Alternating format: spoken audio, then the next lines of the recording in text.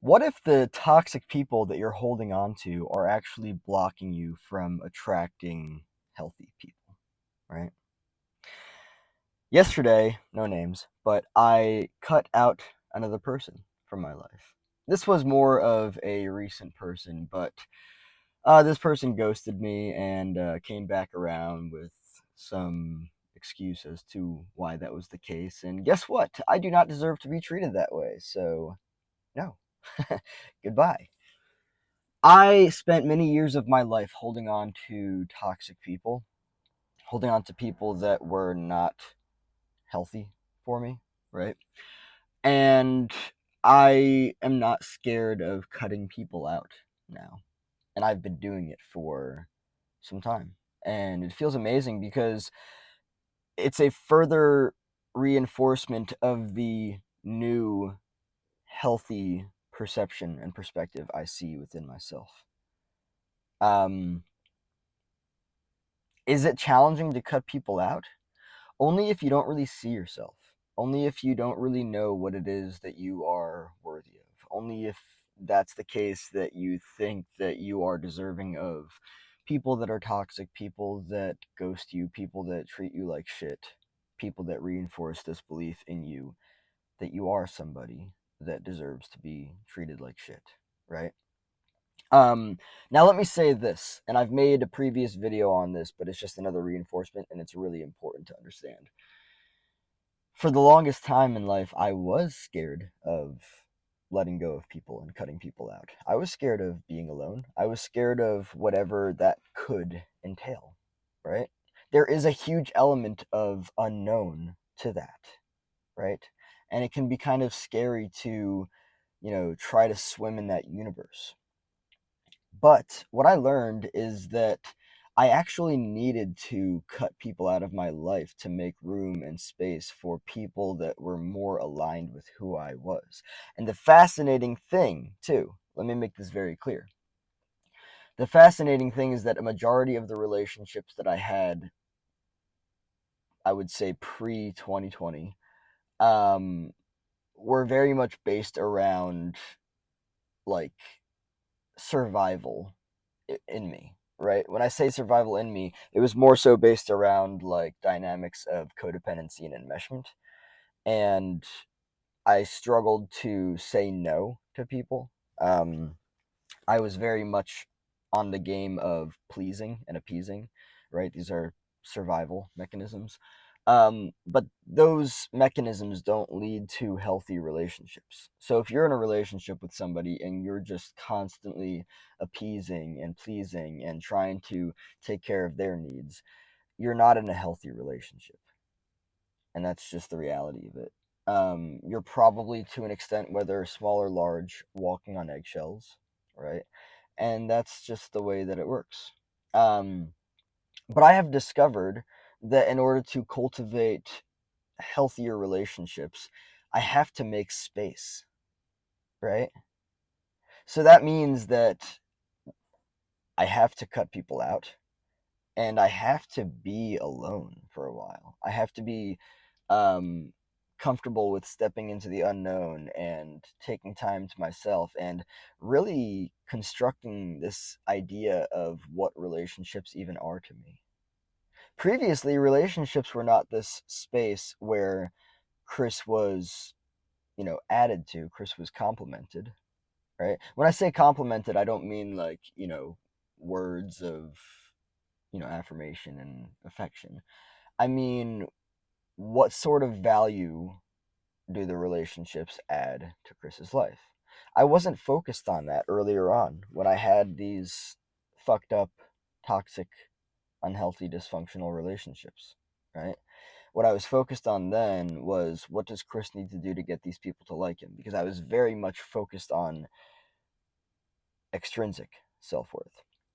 And I've made videos about intrinsic self worth. Yes. Um, my self worth has shifted. um, it was very externalized previously. It was very based in codependent and appeasing and pleasing um, dynamics. And I'm not going to say that it's not at all anymore, but it's very much shifted inwards. It's a it's a long game.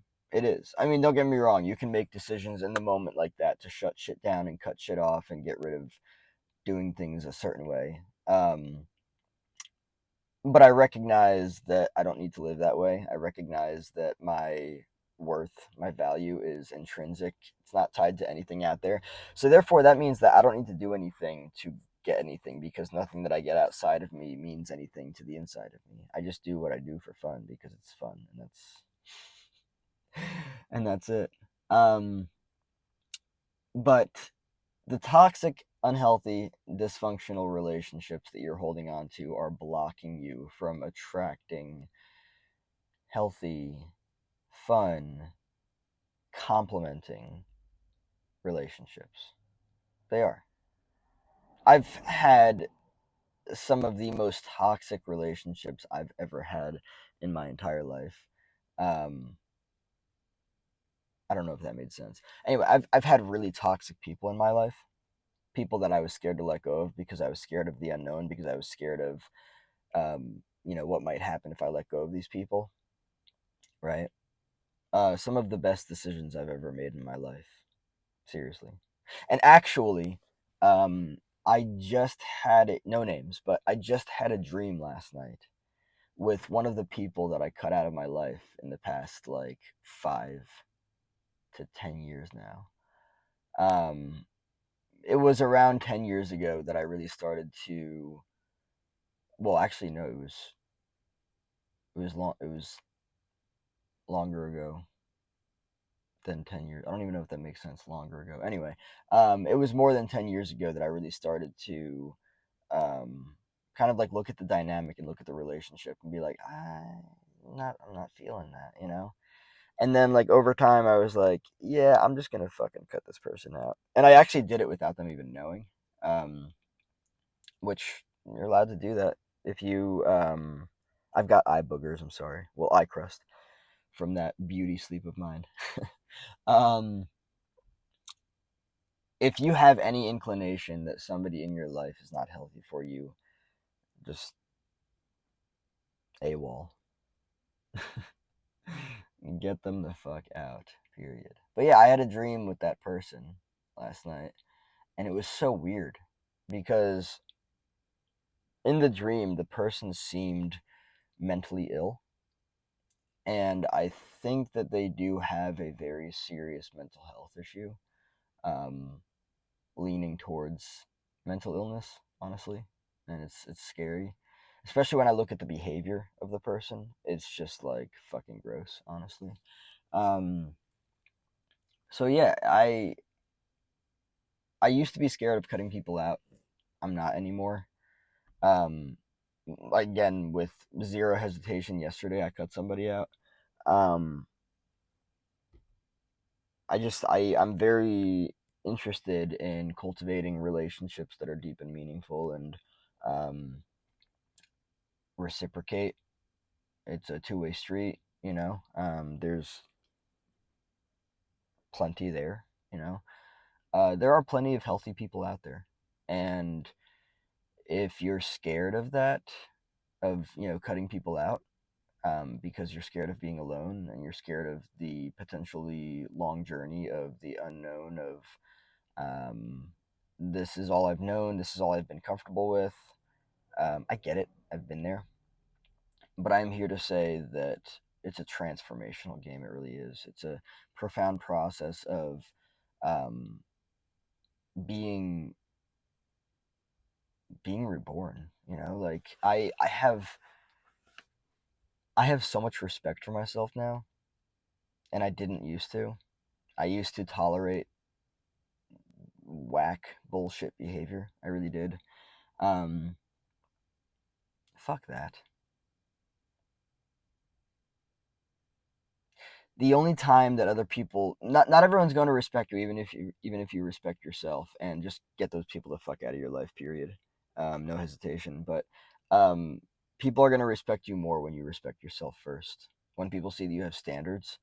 Um, I was actually just talking to somebody yesterday about this person that I cut out of my life, And I was like, I don't fuck with that. You showed me who you are. Goodbye. You know? Um, it's that simple. And I don't know if it was regarding that, but she was like, oh wow, you have standards. Yeah,